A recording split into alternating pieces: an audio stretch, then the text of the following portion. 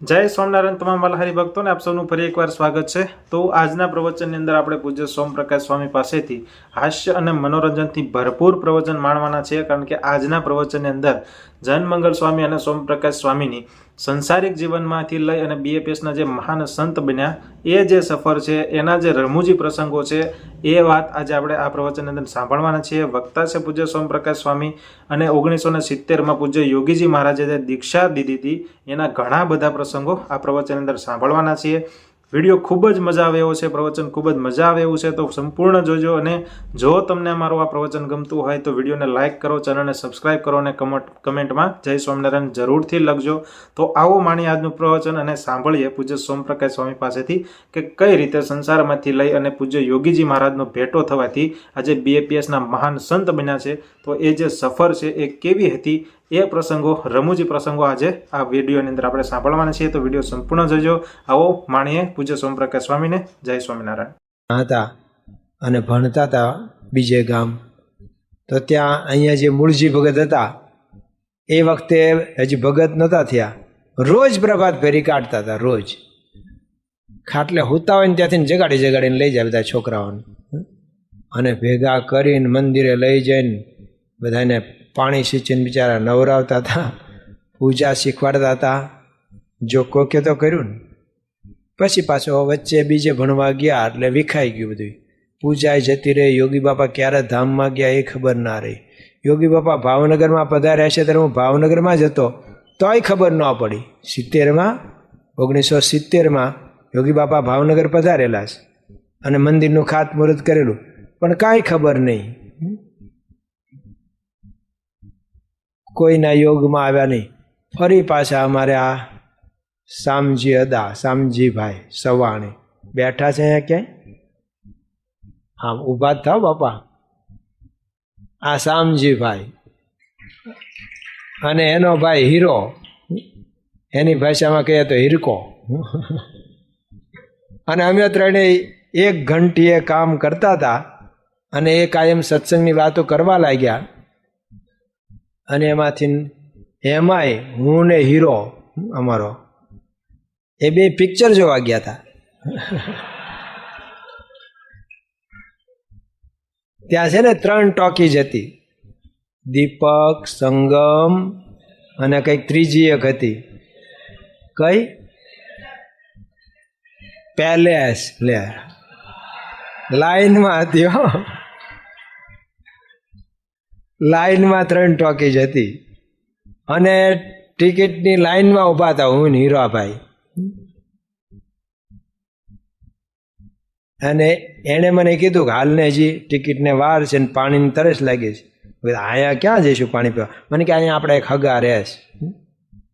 મને એમ કે એના કોઈક હગા હશે, હોય તે મને લઈ ગયો, તે લાથી બજાર મંદિરે લઈ ગયો,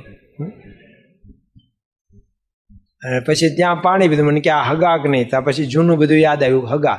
ત્યાં તો મૂળજી ભગત જે અમને પ્રભાત ફેરીમાં લઈ આવતા હતા એ અહીંયા ભગતમાં, તે હું એમને ઓળખી ગયો, હરિભાઈ તમે અહીંયા? કે હવે મૂળજી ભગત। અને એમ કરતા લગ્ની લાગી ગઈ ને એ કે તું હુવા ન આવ્યો અહીંયા? કે વાળવા ચોળવામાં મારે બહુ અઘરું પડે છે, શહેરના બધા છોકરાઓ હોય, તરુણ ને બધા હોય, પણ એ તો અગાસીમાં હુતા હોય, ઉતરે કોણ હવારમાં? એમ કરીને શરૂ થઈ ગયું। પણ જો કોકે વાત કરી, શામજીભાઈ ને હીરાભાઈ, મેં ત્યાં શિકાગોમાં સભામાં વાત કરીને હીરાભાઈને ઊભો કર્યો। મેં કીધું અમારો ભાઈબંધ છે અને એને લીધે હું સત્સંગમાં પાછો ફરી વાર આવ્યો છું, અને પછી સાધુ થયા। અને અમે બધા હતા એમાં અમારા સર્વમંગલ સ્વામી તો પછી અમનો ભાણો, એટલે હું સુવા ગયો ને મેં એને વાત કરી, તે પાછો એ આવતો થયો, તો એના ભાઈબંધ પાસે જનમંગલ, તે એણે વાત કરી। એને તો કાંઈ જ બેજ નહીં, જનમંગલ સ્વામીને તો સ્વામિનારાયણનું કાંઈ નામ નિશાન નહોતું, હશે બધા કંઈક પૂર્વના સંસ્કાર, તે એ આવી ગયા અને શ્રુતિ પ્રકાશ આવ્યા, અને મારા ભાસ્કરભાઈ રાજગુરુનો તો ઢગલો, જેણ પર હાથ નાખો તો એક રાજગુરુ જ મળે જ તે પાછો। તો જો કોઈ કે કાંઈક કર્યું તો અમે સાધુ સુધી પહોંચ્યા। કોકે આંગળી ચીંધી ને તો એમ આપણે પણ કોઈકને આવું આંગળી ચીંધવાનું પુણ્ય લઈએ કે અહીંયા આવે. એટલે આ સપ્તાહ અત્યારે ખાસ બાપાની શ્રદ્ધાંજલિ નિમિત્તે, બીજા પહેલાં તો બધી પ્રાર્થના સભા બધી થઈ, પણ દર વર્ષે હમણાં તો આપણે આ ઉજવશું જ બાપાની સ્મૃતિ કરવા માટે. અને એમના પરથી આપણને મહિમા સમજાશે કે આપણે 5 જણને ન લાવી શકતા હોઈએ અને આપણને બધાને લઈ આવ્યા. કેટલી ધીરજ રાખી અમને બધાને સાધુ કરવામાં, એમણે કેટલી ધીરજ રાખી. સર્વમંગલ સ્વામી, જન્મંગલ સ્વામી અમને બધાને વારે વારે પૂછ્યા કરે. જ્યારે જઈએ એટલું તો એમ હતું કે અહીંયા નજીકમાં હોય ને તો કોઈને પૂછ્યા વગર પહોંચી જ જતા હતા લાભ લેવા, દર્શન કરવા. ગોંડલ, ગઢડા, સારંગપુર સુધી જઈએ. આમ ચરોતરમાં નહોતા કોઈ દિવસ ગયા, પણ દર વખતે પૂછે, હા હવે કેમ રજા મળી? અમે કહીએ ના, હજી રજા મળતી નથી. તો સ્વામી 2 વાક્ય કે આપણે ધીરજ રાખવી અને દ્રઢતા રાખવી કે થવું જ છે, પાછા ઢીલા ન પડી જવું. નહીંતર વાર લાગે ને ઢીલા પડી જવાય. એટલે એ ન કરવું અને ધીરજ રાખવી. એકદમ અકળાઈને કાંઈક કરશો તો એમાં મજા નહીં આવે. એના કરતાં ધીરે રહીને કરશો તો પાછળ કોઈક સત્સંગી રહેશે, નહીંતર એને અભાવ આવશે. એટલે બાપા એમ પૂછતા જ રહ્યા 2-3 વર્ષ સુધી. થવાનું તો 73માં અને થયા 76માં સાધકમાં ગયા. પણ સ્વામી બાપાએ આવું કર્યું, ધીરજ રાખીને કર્યું છે. એમ આપણે કંઈ અત્યારે 5 જણને કહેશું આવતા નહીં થઈ જાય, પછી ધીરજ રાખીને કાયમ મળવું પડશે. હમણાં હું ત્યાં તો વેરાવળ, ત્યાં એક ડૉક્ટરે વાત કરી, થોડીક સમય થતો હશે ભાઈ, મારો સમય પૂરો થાય છે, પણ 5 મિનિટ હાલો રાજી થઈને આપે છે 5 મિનિટ આપણને. ઓર તો વેરાવળ હતા, ત્યાં એક ડૉક્ટર, મને પેલું B12નું ઇન્જેક્શન લેવું હતું, એટલે એ આવ્યા હતા. એમણે વાત કરી કે હું રાજકોટ ગુરુકુળમાં ભણેલો છું અને અહીંનો તો વિરોધી હતો અને ત્યાંનો ચુસ્ત હતો, અને હું જ્યારે અહીંયા આવ્યો ને તો એક પોપટ દાદા મને, એને ખબર કે આ સ્વામિનારાયણ છે, તે દર રવિવારે મને કહેવા આવે, સાહેબ આજ આવશો રવિવારે? અને હું કાંઈક ને કાંઈક બાનું જ બતાવું. એવું એમણે 1.5 વર્ષ સુધી લાગઠ આવ્યા, દર રવિવારે આવે કહેવા. થાય ક્યાં નહીં એ માળા. પછી મને થયું કે આટલું બધું કહે છે ને ચાલો ને જઈએ. અત્યારે આપણા ચુસ્ત સત્સંગી કાર્યકર થઈ ગયા.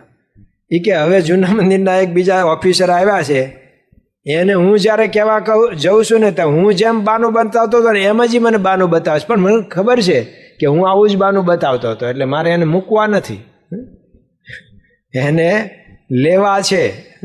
તો ધીરજ રાખવી પડે. ધીરજ રાખીને ત્યાર પછી પણ જે 5નો સંપર્ક કર્યો હોય એ 5નો સંપર્ક ચાલુ રાખવાનો,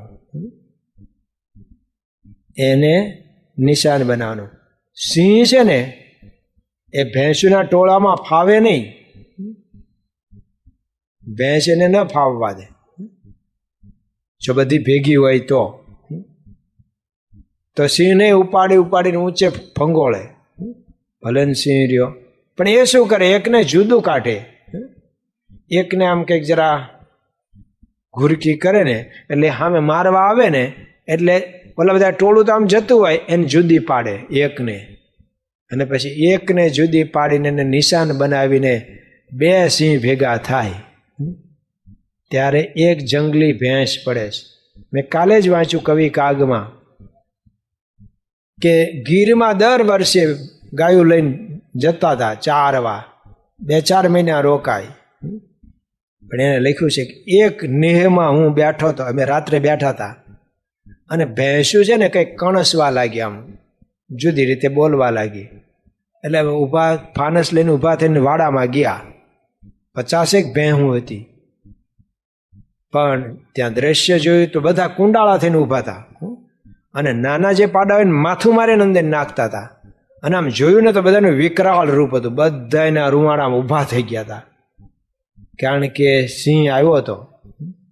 સિંહે એની મોઢામાંથી એવી વાસ છોડી દુર્ગંધ, એટલે એનેથી ઢોર બીવે એટલે વાડામાંથી ભાગે એટલે એને મારતા ફાવે એવું એણે કર્યું હતું.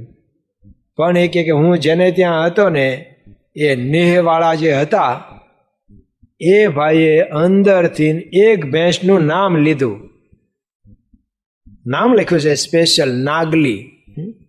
એણે કીધું નાગલી, અને નાગલી હિંહોરા કરતી આમ બહાર આવી અને એને ઢંકલી ખોલીને એકને બહાર મોકલી. બીજા એની ભેગા જવા તૈયાર હતા પણ બધાને વાર્યા લાકડીથી, બધાને અંદર રાખ્યા. પણ એક જ ભેંસે જઈ અને વાઘને સિંહને ભગાડ્યો છે, એકે જ. હો, પેલા એ કીધું કે હવે આ સિંહ છે ને મહિના દાડો આનપાત આવશે જ નહીં. વહેલી સવારે પાછી આવી ભેંસ ઓલાને હેરાન કરીને ભગાડીને. પણ એકને નિશાન બનાવે જંગલી ભેંસોમાં અને પછી એને શિકાર કરે. આપણે શિકાર નથી કરતા, આપણે ઉદ્ધાર કરવા માટે જઈએ છીએ. તો આપણે આખી મોટી બાત ન ભીડવી, આખા ગામની ભેં હું આપી તો કોઈને ન આપી કહેવાય. એના કરતાં એક કે બે જણને જેને આપણે અત્યારે સંપર્ક કરીએ ને ત્યાર પછી પણ એનો સંપર્ક ચાલુ રાખીએ અને એનું રૂડું થાય, એને આ મંદિરે આવતો થાય, એને આ ઉપાસના સમજાય તો ખરેખર. નહીતર આવા તો ઘણી વખત જન્મ ધીરન બિચારો જતો રહે છે. આ વખતે આવી યોગ થયો છે, આવા ભગવાન પ્રગટ છે જ્યારે સત્પુરુષ દ્વારા, મહંસ્વામી મહારાજ દ્વારા ભગવાન શ્રીજી મહારાજ પ્રગટ છે. મોક્ષનું દ્વાર ખુલ્લું છે અને છતાં આને ખબર નથી દ્વાર ક્યાં છે, એટલે રહી જશે. તો તમારે સહદેવ બનવાનું છે અને ભીમને જેમ રસ્તો બતાવ્યો લાખાગ્રહમાં કે અહીંયા એક જગ્યાએ પાટું માર, અહીંયા એક ભોંયરું વિદુર કાકાએ કરી રાખ્યું છે, આપણે સહી સલામત બહાર નીકળી શકીશું. તો ભગતજી મહારાજને એટલું દૂર નહોતું જવાનું, મંદિરમાં વાત કરવાની હતી. એટલે આમ એક દ્રષ્ટિએ, બાહ્ય દ્રષ્ટિએ જોઈએ તો સહેલું હતું, પણ આમ અઘરું હતું. કારણ કે પવિત્રાનંદ સ્વામી મોટા સદગુરુ હતા, આમ કહે તો મોટા ફોજદાર હતા. સંસ્થામાં એમનું કર્યું કાર્ય થાય, એમની હાંક વાગતી હતી, એમને આ વાત સમજાવવાની થઈ. અને ભગતજી મહારાજે બીડું ઝડપ્યું કે સ્વામી કરું. પણ હવે સીધા તો આ હાવ ભગત ગ્રહસ્થના ડ્રેસમાં, સાધકો સેવકો એવા. અને પેલા મોટા સદગુરુ, એમને વાત કરવાનો ચાન્સ તો મળે નહીં, કેવી રીતે વાત કરવી? તો રાત્રે એમના આસનની નજીક બીજા કોકની સાથે વાતો કરવા બેઠા. ગુણાધ્યાનના મહિમાની વાતો. અને આપણે જાણીએ છીએ પવિત્રાનંદ સ્વામી ભડક્યા, કારણ કે રાતના 12 વાગ્યા હતા, ઊંઘવાનો ટાઈમ થયો હતો અને આ બોલ કરતો હતો. અહીંયા બાજુમાં ઝીણો અવાજ આવતો હશે, કાંઈ માઇક નહોતું પણ આમ વ્યક્તિગત, પણ તોય મોટી ઉંમરવાળાને થોડોક પણ અવાજ માંડ એક તો રેહતી ઊંઘ આવતી હોય, એમાં કંઈક થાય એ ન આવે ઊંઘ. તો એમને કહ્યું કે પ્રાગજી હવે અડધી રાત થઈ, 12 વાગ્યા, હવે તો આ અક્ષરનું હાલ મૂક. બસ પછી ચાન્સ મળી ગયો. ઊભા થઈને નજીક ગયા અને કીધું કે સ્વામી, આ અક્ષરની વાત કરીએ છીએ ને હાલ ન કહેવાય. હાલ તો એ કહેવાય કે આ વાત ન સમજે ને એ બધા હાલ કહેવાય. અક્ષર અહીંયા પ્રગટ છે અને એની વાત ન સમજે ને એ બધા હાલ કહેવાય. અને પછી જે જામી, આ તો ઉંમર લાગ્યા હતા એટલે લાકડી રાખતા હશે, લાકડી ઉગામી. ભગતજી મહારાજ થોડાક ભાગી ગયા, આઘા ખસી ગયા, કારણ કે દોડીને આવી શકે એમ હતા નહીં પવિત્રાનંદ. પણ આ દેકારો થયો ત્યાં સ્વામી જાગતા હતા, એટલે સૂતા હતા, એ જાગી ગયા ને આવ્યા મામલો પામી ગયા અને સ્વામીએ પ્રયાગજીને ઠપકો આપ્યો. પ્રયાગજી શું કર્યું તે આ? સ્વામી નારાજ થયા. માફી માંગ જે બોલ્યો હોય એ. હવે તમે તો કરી હતી હળી. તો કે માફી માંગ, દંડવટ કર. અને દંડવટ કરે સ્વામીની આજ્ઞાથી. અને પવિત્રાનંદ સ્વામી સામુય ન જોવે તો ગુણાતીતાનંદ સ્વામી કે સ્વામી આ પ્રયાગજી હવે તમારી માફી માગે છે. અને પવિત્રાનંદ સ્વામી આમ અવળું જોઈને કે હવે મારે એની સામું જોવું નથી, મારે હવે આ જિંદગીમાં તો એની સામું જોવું નથી. એ ભલે માફી માગતો હોય તો મારે હવે કંઈ નથી. એ મારી સામે બોલ્યો છે ને, હવે જોઈ લો. જો હું એને આ સંસ્થામાંથી ન કાઢી મૂકું ને તો હું પવિત્રાનંદ નહીં. તો ઓલા દંડવટ કરતા કરતા બસ બોલે કે જો મારા ગુરુ ગુણાતીત મૂળ અક્ષર હોય તો હું પ્રતિજ્ઞા કરું છું કે તમારા ભેગા બેહીને વાતો કરવી છે આપણે. અને ઓલા મકોડાના દરમાં પાણી રેડે ને મકોડા ખીજાય ને એમ પવિત્રાનંદ સ્વામી ખીજાણા. અને પ્રતિજ્ઞા પાર પાડી કે રહ્યા વિમુખ એને.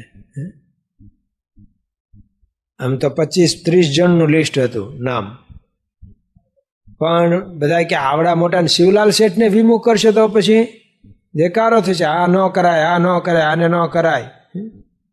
આ બધા તો મોટા મોટા તો કરાય કોણ? ગ્રહણ કોને લાગે? હમણાં જ ગયું ને, ઘી તેલ થોડાક ફેંકી દઈએ, એમાં તો ડાબડો નાખી દઈએ. કે હિમ પડે તો કોને લાગે વિશેષ? રીંગણી. એટલે બાદ કરતા કરતા 2 જ નામ રાખ્યા, પ્રયાગજી અને શામજી. જે આપણે હિરજીભાઈ, હિરજી રતનજી ને રતનજી શામજી, તળાજાવાળા હિરજીભાઈ જે યોગીજી મહારાજના જીવન ચરિત્રમાં ખૂબ એમનું નામ આવે છે અને સેવા બધી કરી. એમના ગ્રાન્ડફાધર એ જ શામજી ભગત. તો 2 ના નામ રહ્યા. ગુણાતીતાનંદ સ્વામી હાજર હતા ત્યાં વડતાલમાં મિટિંગમાં. સ્વામી કે સ્વામી હવે એક રાખો ને. ગુણાતીતાનંદ સ્વામી કે પ્રયાગજીનું રહેવા દો, શામજીનું એકનું રાખો વિમુખમાં. પ્રયાગજીને હવે હું કહીશ ને એટલે નહીં બોલે કોઈ દિવસ આવું અક્ષર બ્રહ્મને આ તે. પવિત્રાનંદ સ્વામી કે નહીં, પ્રયાગજીનું તો પહેલા, શામજીનું કદાચ કરવું હોય જ કરો, નહીં પ્રયાગજી તો પાક્કું. કારણ કે મારી સામે બોલ્યો છે ને હું એની સામે બોલ્યો છું કે તને વિમુખ ન કરું તો હું પવિત્રાનંદ નહીં. અને કર્યા, સત્સંગમાંથી કાઢી મૂક્યા. જીવતા એટલે મરી જવામાં છે ને પછી આપણને કાંઈ દુઃખ નહીં. એક વખત મરી જાય ને, કોઈ મારી નાખે ને તો પછી ક્યાં દુઃખ? પણ આમાં તો જીવે ત્યાં સહન કરવાનું દુઃખ. તો આવું દુઃખ વેઠીને પણ ભગતજી મહારાજે ગુણાતીત સ્વામીનો પ્રચાર પ્રસાર કર્યો. એટલે તો શાસ્ત્રીજી મહારાજના સ્મૃતિ મંદિરે આમ કંઈક મૂકતા હતા ને, અક્ષર પુરુષોત્તમ ઉદ્ઘોષક એવું લખીને મૂકવાના હતા. ભદ્રેશ સ્વામીને એમણે કંઈક પૂછ્યું સ્વામીને, મહંત સ્વામી મહારાજને. તો કોઠારી બાપાએ કીધું કે અક્ષર પુરુષોત્તમ ઉદ્ઘોષક તો ભગતજી મહારાજ કહેવાય, અને શાસ્ત્રીજી મહારાજ તો પ્રવર્તક. જો ઉદ્ઘોષ કરો એના કરતાં પ્રવર્તન કરવું અતિ અઘરું. તમે તમારી કોઈ પણ ફિલોસોફી રજૂ કરી શકો, એમાં ક્યાં વાંધો, બોલી જ જવાનું છે ને. પણ બીજાને મનાવવું, એને વર્તાવવા એ અતિ અઘરું. તો શાસ્ત્રીજી મહારાજે એ કર્યું, અક્ષર પુરુષોત્તમ સિદ્ધાંતનું પ્રવર્તન કર્યું, એને માનતા કર્યા હવને. અને ઉત્તરોત્તર એ કાર્ય આગળ ચાલ્યું. અને પ્રમુખ સ્વામી મહારાજે એનું એટલું પ્રવર્તન કર્યું કે વિશ્વવ્યાપી થઈ ગયું.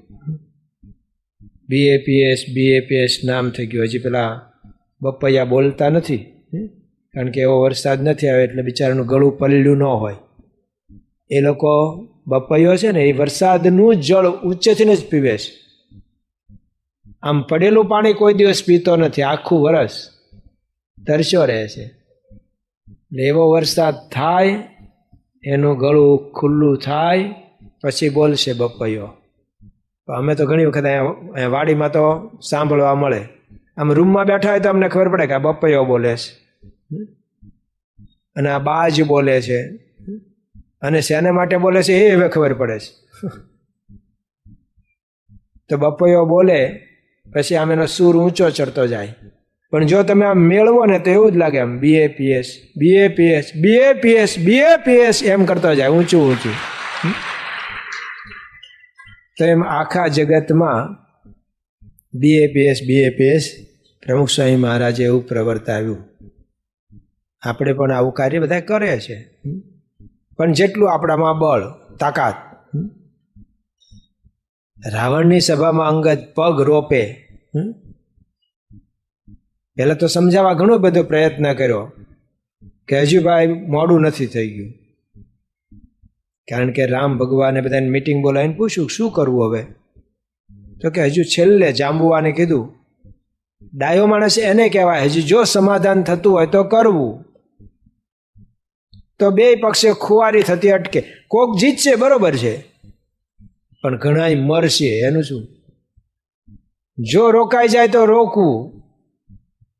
એટલે સમાધાનના પ્રતિનિધિ તરીકે અંગદને મોકલ્યા. કોને મોકલાય આમાં? ઘડીકમાં તળને ફળ કરીને મારી જેમ આવે એમ નહીં, એને ન મોકલાય. ધીરજવાળો હોય, સમજાવે.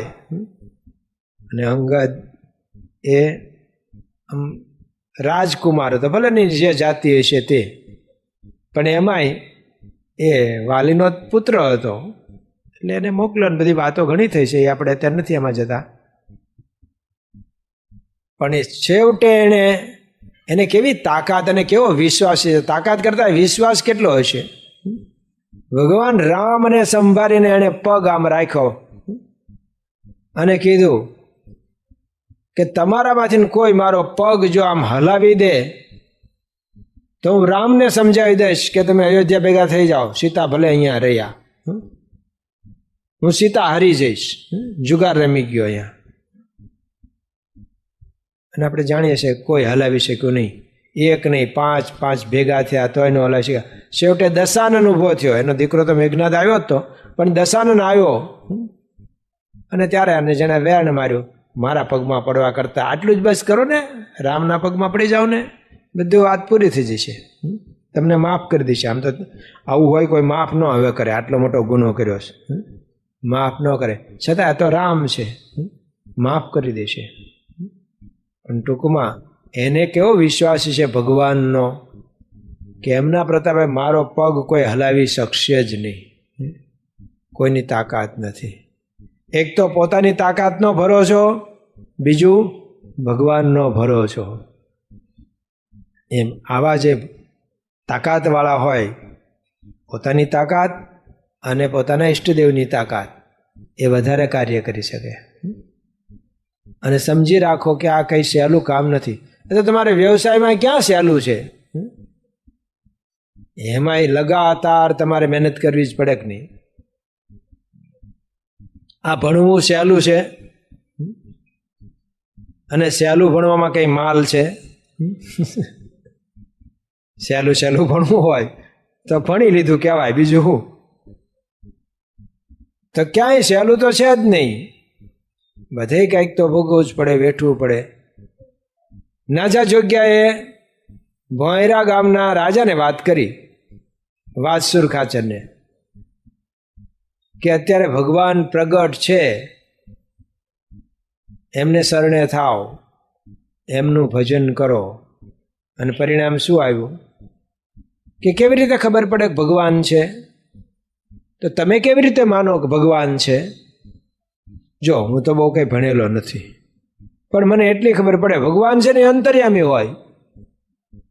અને કાલ સવાર સુધીમાં જો અહીંયા આવી જાય ભોંયરા ગામે તો માનું કે ભગવાન. અને નહીતર તમે બધા ખોટો પ્રચાર કરો છો તો તારાથી શરૂઆત કરીશ, તો કાલ તારા પગ ભાંગી નાખું, પગ ભાંગી નાખું. હાડકા ભાંગે એટલે પીસી. આજ પીસીભાઈએ મને વાત કરી કે કોઈક એક બાઈ છે, એને છીંક આવે ને હાડકા ભાંગી જાય છે. લે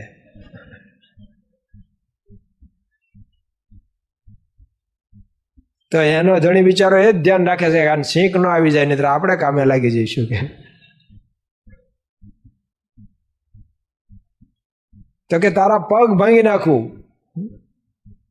અને આ બીજા બધા જે હડે છે એની ભેગો તું હડીશ. જો આવી બન્યું ને, પ્રચાર કરવા ગયા અને કેવા હાલવાના, પણ મહારાજે બચાવી લીધા કે નહીં? ગમે ત્યાં છેક વિસનગર હતા ત્યાંથી ને પહોંચ્યા, પણ આને બળ હતું ને વિશ્વાસ હશે અને પ્રાર્થના કરી તો મહારાજ ઉગારવા આવી ગયા. પણ આપણને જ નો વિશ્વાસ હોય, સામે કોઈક એવા પ્રશ્ન કરે કે આપણે ડગમગ થઈને આવીએ પ્રચાર કરવા ગયા હોય ને, સારું હશે હોય એવું હોય, તો સામે આપણે કંઈક લઈને ન આવીએ. નહીં પેલા ગધેડો એનો બીમાર પડ્યો હશે અને એને દવા આપી કોઈક વૈદ, કારણ કે ગધેડા ના હોય એટલે પશુ ડોક્ટર હોય ને, એને કંઈક દવા આપી ગોળીઓ, પણ ગધેડો એમ ખાય ગોળી ને શીખવાડ્યું કે એક પાઇપ લેવાની, પાઇપમાં રાખીને પછી આમ એના મોઢામાં નાખી ફૂંક મારી દેવાની. બરાબર.